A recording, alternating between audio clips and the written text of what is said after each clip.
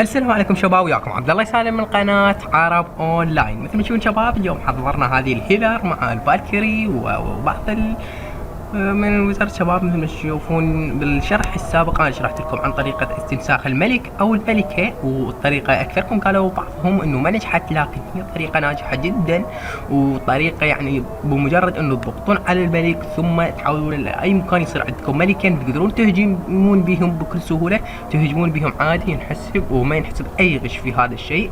لكن من نطفون اللعبة ثم شعلوها راح مع الاسف يروح هذه، وهي الثغرة اتصور انها راح تغلق في اقرب وقت ممكن يا شباب. بطريقة سرق القريات ايضا بالفيديوهات اللي شرحتها سابقا، طريقة شلون تسرق القريات، هذه طريقة ايضا ناجحة. ما اشرح طريقة ما تفيدكم يا شباب، طريقة كلهن ناجحة لكن يحتاج لهن بعض من الاستمرار. اما الطريقة الاخرى طريقة عن الذهب، شلون تجيبون الذهب، شلون تسوون هجوم الوهمي، هذه ايضا طريقة كانت ناجحة جدا يا شباب. لكن كل طريقة لازم تعبون بها قليلا، ولازم تحاولون بها مرارا وتكرارا حتى تنجح يا شباب. يعني تعرفون ماكو شيء يجي بسهولة، حاولوا عليها مرة مرتين ثلاثة أربعة خمسة إلى آخره يا شباب. مثل تشوفون اليوم عندنا الهيلر مع الفالكيري يا شباب. خلينا ناخذ هجمة. مثل ما تشوفون يا شباب هذه الهجمة، مثل ما تشوفون الشباب هنا بالدعم، أقوى دعم يكون هو الفالكيري. دعم الحرب أقوى شيء هو الفالكيري، صعب جدا تتخلص منها بالآرش، لكن سهل جدا بالمينيون. لكن بالنسبة للآرش مثل ما تشوفون يا شباب الآرش، أما هنا اكتشاف طريقة جديدة أيضا راح تفيدكم. مثل ما تشوفون شباب هنا يضربوها بالحافة. شوفوا شباب ما تقدر ما تقدر يا شباب، يعني شيء والله رائع. شوف هذه غبية ولا شنو يعني الفالكري. مثل ما تشوفون شباب ما جاية تقدر انه تضربها، تضرب بالجدار اللي قدامها، والارض قاعد تضرب بها الى ان تقتلها يا شباب. تشوفون ما تقدر وماتت الفالكري تقريبا، يعني والله شيء مره روعه، شيء جيد جدا. مثل ما تشوفون مسحت على المدينه يا شباب، هذا هو مسحت، نعم مسحت يا شباب. يعني طريقة جدا جميلة، انصحكم تسووها يعني رائعة. اكثركم بالفالكري يعني المستويات الناصية اكثرهم الدعم يكون فالكري، ولهذا يعني راح تفيدهم هذه الطريقة جدا جدا يا شباب. ولا تنسون شباب بالفيديوهات السابقة اللي انا اشرح بها جميعها شباب لازم تحاولون بها مرة ومرتين وثلاثة يا شباب، لان كل الطريقة اللي انا مسويها جيدة جدا يا شباب. مثل ما تشوفون شباب بعد التحديث هذا الباولر هواية اشياء اكتشفت، يعني هسه يعني جدا هواية اشياء اكتشفت يا شباب، مثل الملك النسخ وبعضها هواي اشياء قدرت اكتشفهن، وان شاء الله اكتشف بعد اشياء. وشوفون شباب هذه هجمة عندنا هنا، هذه فالكري بعد ما بين الزلزال 4 زلزال يا شباب. اي مستوى زلزال 4 زلزال يفلشن اي جدار، اي مستوى من الجدار. هذه تفيد بالنسبة اللي مستواهم عالي، اللي مستواهم ناقص ما تفيدهم انه ياخذون 4 زلزال. هذه تفيد الاستراتيجية الجولم، الاستراتيجية يعني استراتيجيات، بس مو يعني استراتيجيات مثل التنين يا شباب، يعني التنين مثل البويا. مثل ما تشوفون شباب الفالكري ذبينا كل الفالكري اللي عندنا. مثل ما تشوفون شباب الفالكري قوية جدا، ومثل ما تشوفون شوف الملكة، شوف وين الملكة، وينها يا شباب، يعني قضوا على الملكة بكل سهولة. مثل ما تشوفون شباب والله رائعين، لكن مع الأسف ما يقدرون يعني يسوون شغل حلو بأي مستوى، يعني يقدرون ياخذوا لك تقريبا فد 50% او اكثر قليلا، ربما تجي ب100%، لكن مو اكيدة، يعني ما تقدر تعتمد عليها ذاك الاعتماد. لكن بعد تحديث الباولر تقدر تستخدمها مع الباولر بطريقة جيدة جدا، وان شاء الله بالفيديوهات اللي راح تجي راح استخدمها هي مع الباولر. واي تعليقات تنزلوها تردوني اهجم باي شيء راح اسوي لكم اياه، وراح اكون مسرور انه اسوي لكم اياه يا شباب. اي شيء انتم تردوه راح اجاوب عليكم بالتعليقات، اي سؤال اي استفسار عندكم يتم الجواب عليها بالتعليقات. مثل ما تشوفون شباب يعني اخذنا 54% 56، لكن الارش تقريبا خلصوا، لكن دمهم بقوا ناصي. مثل ما تشوفون هم بقوا هواي بس دمهم ناصي، يعني ما يعتمد عليهم الواحد. مثل ما تشوفون التسلح حاليا قاعد تضرب بيهم، وهذا الويزرد ايضا هي قضى عليهم هذا الويزرد مع الاسف. المهم شباب مثل ما تشوفون اخذنا من القرية نجمتين، هي هذا شغلها الفالكري. تقدر تاخذ لك نجمتين من أي قرية مع الزلزال مع المقوي مع الصحة، تقدر تاخذ لك نجمتين، لكن ما تجيب الثالثة يعني صعب عليها. لو اكو بعد اعاصير عندنا يعني سبيلات كنا نقدر ناخذونها، لكن هيجي وضع ما نقدر. ونشوف شباب هذه القرية ايضا ذبينا الزلزال، لكن هيجي قريات ممكن تاخذ الفالكري 3 نجمات، يعني القريات مو قوية، لكن ما نعرف هسه بهاي الهجمة اذا جبنا 2 او جبنا 3 ما ندري. خلينا نشوف شباب. بعد ما ذبينا الفالكري اجى الملك ايضا، ذبينا القوي مثل ما تشوفون شباب. الملك اختفى الملك ماله والله، يعني جدا رائعين يا شباب مثل ما تشوفون. هذه البيقة ايضا مثل ما تشوفون ضربتها جميلة جدا. البيقة ضربة واحدة او ضربتين بالاكثر تنهي لك الشيء. هاك شوف، لكن البيقة تقريبا راح تموت. الفالكري مع الاسف ايضا راح تموت. مو صحتهم بقوا شوية مع القفز قفزوا. وهذه اللي ما كنا نريدها.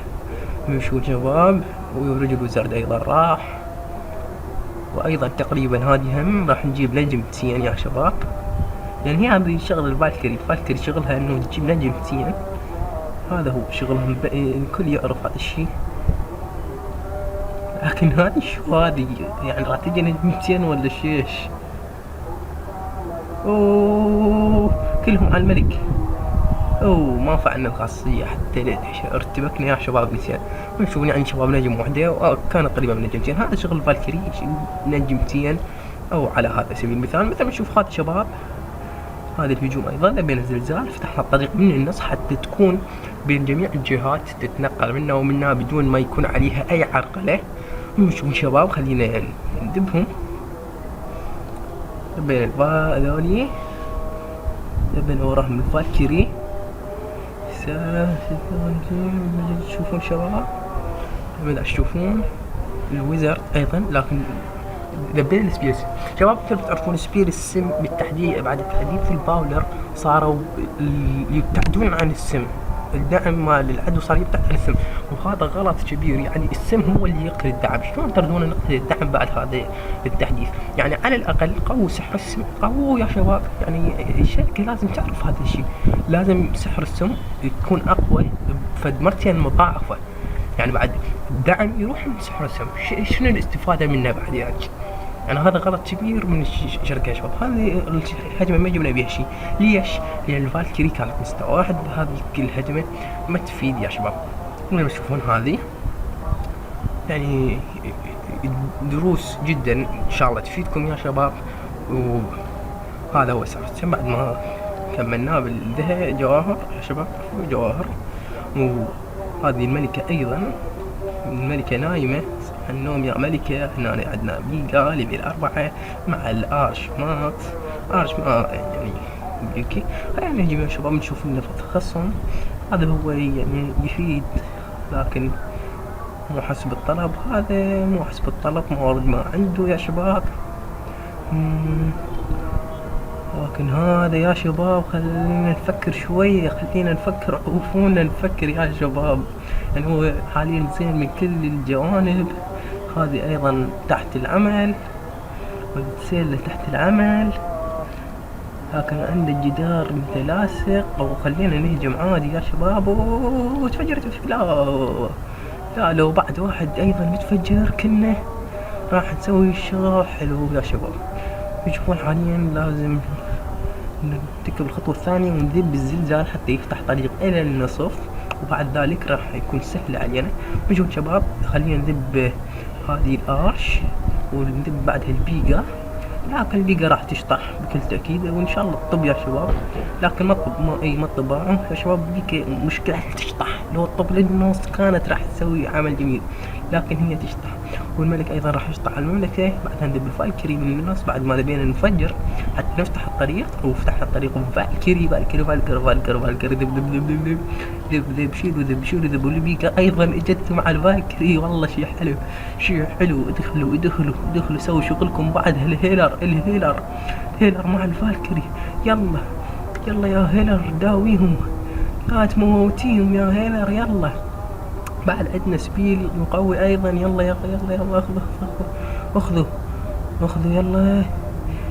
والله عمل حلو حاليا، جيد جيد. مثل ما تشوفون شباب الفالكري، اتمنى تكون وصلت الفكره شلون تقتلوها من الدعم، يعني طريقه جدا جميله والله، يعني ما تخليكم ترددون ولا تضجون ابد باي شيء. مثل ما تشوفون شباب بعدها تقريبا راح تخلص المدينة ان شاء الله، نجيب منها 3 لكن الفالكري تقريبا خلصوا، بقى بس الملك، والملك فعلنا خاصيته واللي قال ما اتصور تجي الثالثة يا شباب. والفالكري بعدهم الفالكري، يا سلام والله اني راحت عنهم. شوف يا شباب، جيد جيد جيد جيد. يلا يا الفالكري، يلا يا فالكري، يلا يا فالكري، يلا يلا جيبي لنا 3، يلا يا فالكري. جيد جيد حاليا، لكن ما اتصور تجي 3، ما اتصور بما انه برج الوزرد قاعد يضربهم والتسيلا وهذا ايضا، لا ما اتصور، مستحيل تجي 3 يا شباب. خلينا نتراهن، انا اقول ما تجي 3 وانتوا تقولون تجي انت تقولون تجي. يلا يا شباب مثل ما تشوفون انا اكيد راح افوز بالرهان. اذا فزت بالرهان يا شباب مطلوب منكم كل واحد يطلع لسانه وخلي يشوف شكله شلون صاير بالمراية يا شباب. ومثل ما تشوفون شباب انتهت الهجمة تقريبا وانا فزت عليكم، يعني ما جت الثالثة. طلع لسانك لا تنسى، ذبين سعر السم حتى تجي الثالثة يا شباب والله شي حلو. ومن شباب هذه كانت شرحنا لليوم. لا تنسون يا شباب لايك او ديسلايك اذا ما عجبك الفيديو. لا تنسى الاشتراك بالقناة، اشتراك مهم جدا. ولا تنسى تتابع بعض الفيديوهات الاخرى في قناتنا. والسلام عليكم ورحمة الله وبركاته. كان معكم عبد الله سالم من قناة عرب اونلاين.